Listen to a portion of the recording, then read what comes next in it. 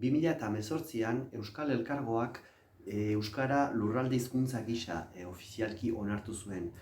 Hendaia biltzenentzat erabaki hori biziki garrantzitsua da Euskara kuadro teoriko batetik haratago kokatzen duelako herritarren eskubidea onartuz Euskara erabiltzeko eta Euskara transmititzeko. Hala ere, iduritzen zaigu Hendaian Euskarari bultzada berri bat eman behar diogula.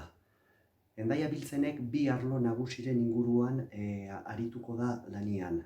Batetik, Euskararen erabilera sustatuko du, bai herrikoetxearen baitan, baita herri mailan. Eta bestetik, Euskara erakargarria egin nahi dugu. Euskaldunontzat eta Euskaldunak ez direnentzat. Ze azken finean, Euskara hendaiar guztion ondarea da.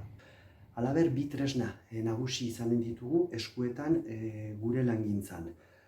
Batetik, hizkuntz eskubideak bermatzeko protokoloa, eta bestetik, bai Euskarari ziurtagiria. Labelizazio prozesu horrek lagunduko baigaitu Euskara bultzatzearen prozesuan. Euskara zeharkako arlo kontsideratuko dugu udalgintzan, Euskara zerbitzua indartuko dugu, eta batzorde extramunicipal bat sortuko dugu herriko euskalgintzarekin batera lanean aritzeko. Eta nola ez, Euskararen ofizialtasunaren aldeko urratsak egiten segituko dugu.